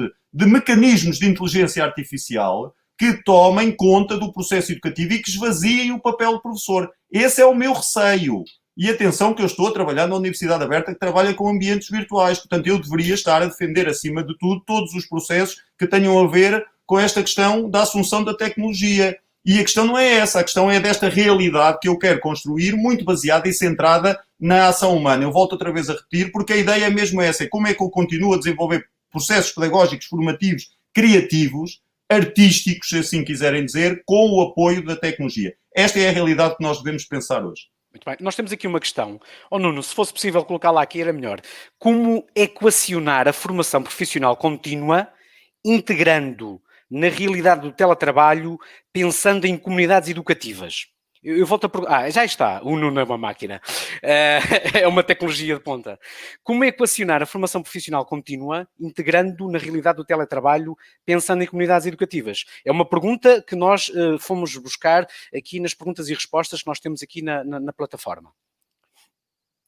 Essa, para mim, neste momento, é uma das grandes vantagens desta realidade. Porquê? Porque esta possibilidade de construir, e atenção, das comunidades educativas, estamos a falar em comunidades digitais educativas ou comunidades virtuais de aprendizagem, porque são feitas através dos ambientes virtuais. Fala-se aqui na questão do teletrabalho. Eu prefiro falar, de facto, nesta mediação tecnológica que existe através de sistemas como este de webconferência ou através de sistemas de comunicação assíncrona que nos permitam, de facto, desenvolver essas comunidades. Portanto, nesse sentido, isto é uma nova oportunidade para combater, muitas vezes, as distâncias geográficas de empresas e de formação que teria que ser feita. Imaginem, de empresas que têm, digamos assim, que têm espaços geográficos em zonas geográficas diferentes e que muitas vezes os seus trabalhadores nem comunicam, ou que não podem comunicar, ou comunicam ou vão fazer formação de uma forma esporádica, porque têm que juntar todos os formadores num espaço físico. Isto aqui abre oportunidades extraordinárias. Por exemplo, nós temos um projeto com a Direção-Geral de Reinserção e Serviços Prisionais,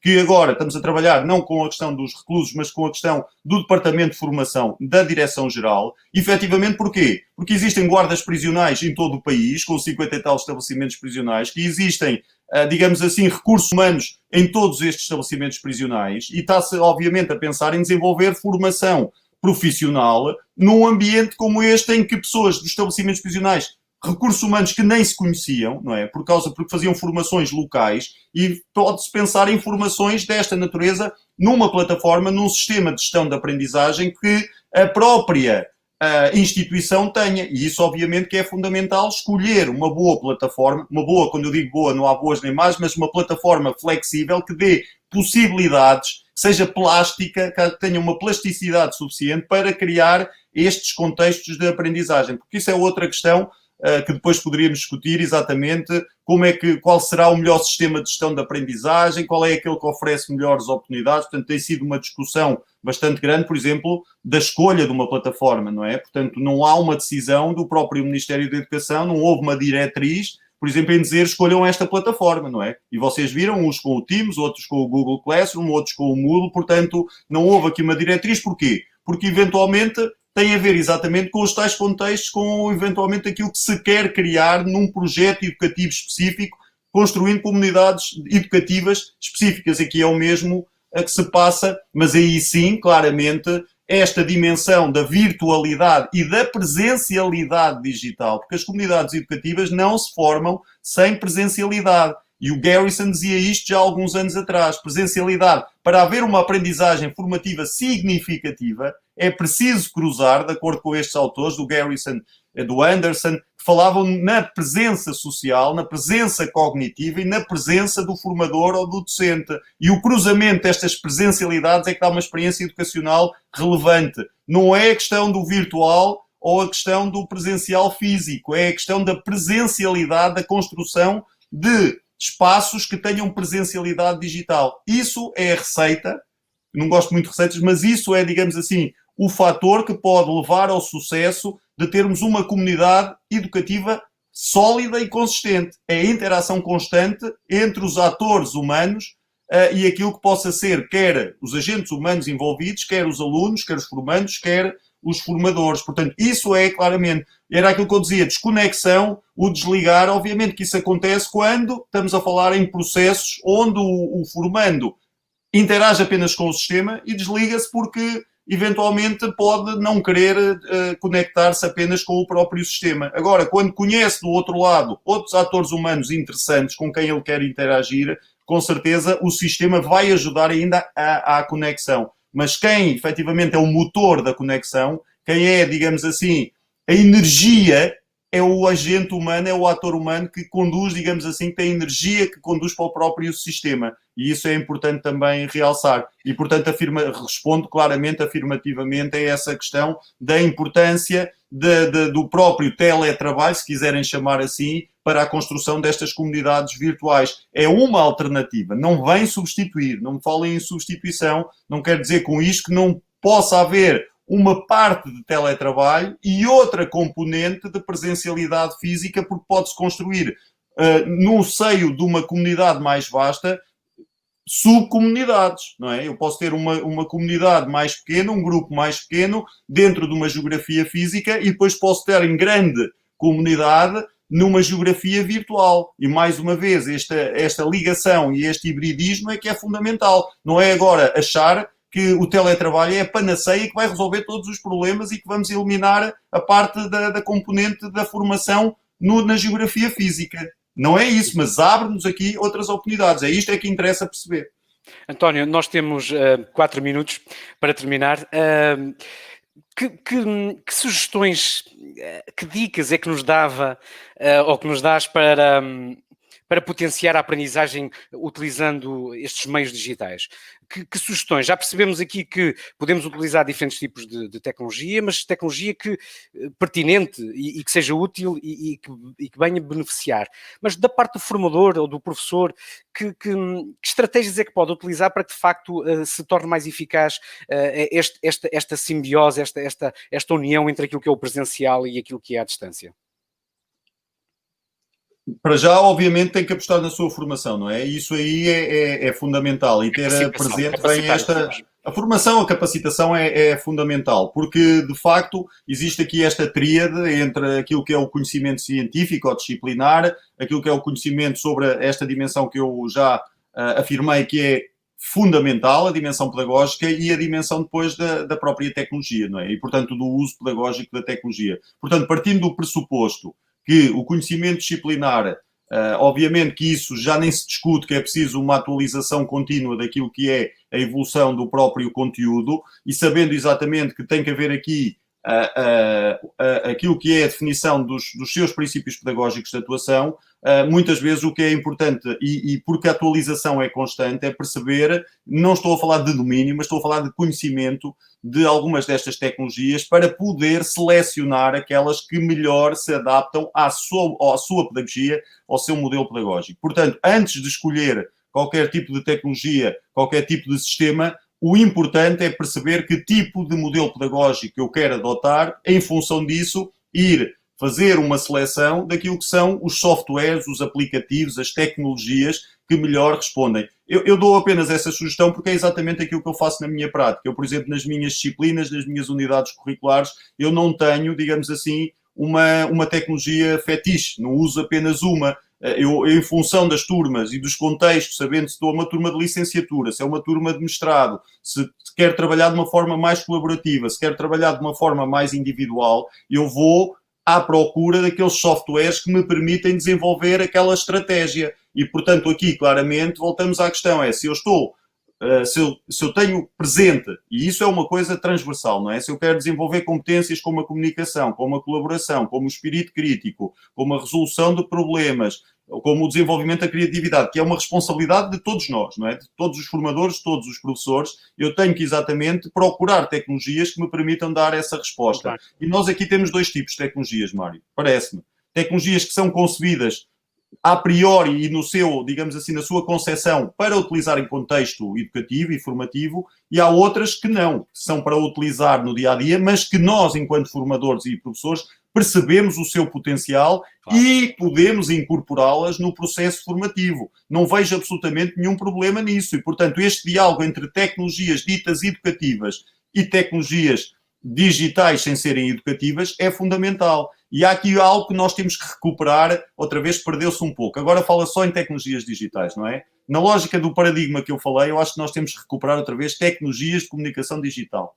Até porque nós estamos a falar num paradigma, e isto aqui para mim não existe comunicação, não existe educação sem comunicação, não é? Portanto, o que nós estamos a fazer aqui é comunicar, seja interagir de forma síncrona ou não, nós temos que perceber quais são as tecnologias de comunicação digitais que melhor respondem a estas questões do teletrabalho, da formação profissional, nos diferentes contextos de ensino básico, secundário, superior, e isso é um exercício de cada professor que tem que claramente investir na sua formação pedagógica e para o uso pedagógico da tecnologia digital. Muito bem. Acho que o caminho é por aí. Obrigadíssimo. Obrigado até Alberto também pela presença e por receber também este prémio Carreira, bem merecido, diga-se em abono da verdade. Obrigado António, obrigado também à Neuza que não pôde estar aqui em direto connosco, mas que nos mandou muitas mensagens de sucesso deste evento, e obrigado pela disponibilidade que teve para connosco. Obrigado a este excelente painel. Nós agora, Nuno, queres pôr aí a imagem que nós tínhamos do Etel Alberto para mostrarmos a todos, antes de irmos ao Daniel? Mostra lá essa imagem que nós tínhamos para divulgar aqui do nosso...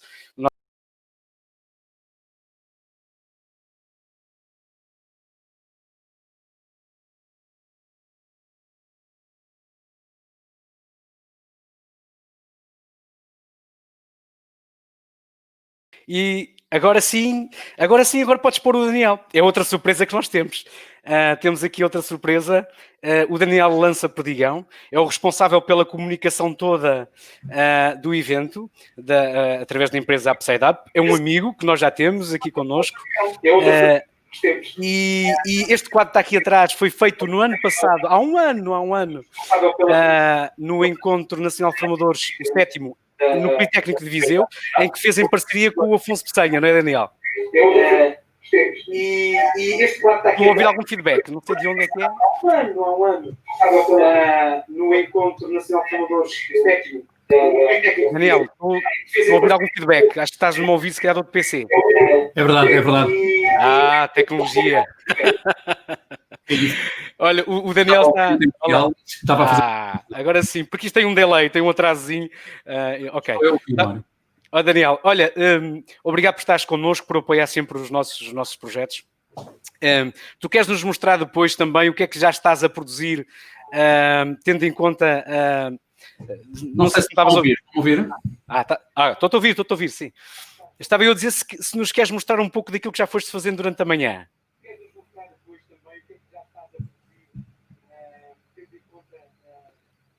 Estou-te a ouvir bem. Sim. Ora, aí está. Ora, estamos a ver nesta altura em direto aqui aquilo que o Daniel foi produzindo. Obrigado, Daniel. Já tem aqui um resumo do que se foi aqui passando. Está brutal. Temos ali os contextos, ali naquele retângulo fantástico. Depois temos ali a rede, temos aqui a questão da pedagogia fundamental. A tecnologia é uma ferramenta auxiliar, está fantástico. E depois, Daniel, queres-nos dizer mais alguma coisa do que produziste aí?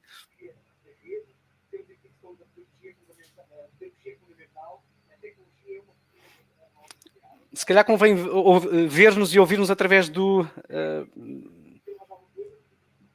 StreamYard, é melhor. Ok, mas vamos avançar, Nuno. Podemos avançar para outra iniciativa que nós temos aqui. Nós estivemos a ver o resumo feito pelo Daniel Lança Perdigão, o resumo que fez deste primeiro painel. Nós depois vamos ter fotografias todas bonitas e vamos partilhar com todos. Aproveitem também para lembrar que estas sessões estão todas a ser gravadas e vão ser disponibilizadas a todos os participantes. Se houver alguma dificuldade de acesso ou de ouvir bem ou de ver bem, nós prometemos que vamos ter esses vídeos todos gravados para vos fornecer. Entretanto, aqui o Nuno, que é o homem que faz aqui a gestão toda do evento, vai-nos fazer aqui um sorteio. E é um sorteio de um livro que é da oferta da Lidl, que vamos oferecer a um dos participantes. Essas letras pequeninas estão aí a ver, são centenas de participantes que nós temos aqui. E o Nuno, podes ligar aí, podes ligar, por favor, e vamos sortear, e vai sair o nome de alguém que vai ganhar um livro da Lidl. Nós vamos enviar por correio, naturalmente. Fernanda Maria Lourenço da Silva. Fernanda Maria Lourenço da Silva. É esta a vencedora deste livro. Oh, Nuno, por acaso tu não tens aí o nome do livro que eu te mandei, não é? Mas é um livro produzido pela Lidl e que tem tudo a ver com a aprendizagem e com se estivermos aqui, depois eu direi o nome do livro. De qualquer das maneiras, será enviado por correio à Fernanda Maria Lourenço da Silva. Claro que não dá para dar livros a todos, mas vamos ter mais 2 sorteios, portanto, fico por aí. Nós, neste momento, são 11h10. Damos por encerrado este primeiro painel, à hora certa. Voltaremos às 11h30 com um painel, também ele, fantástico. Obrigado a todos, até já.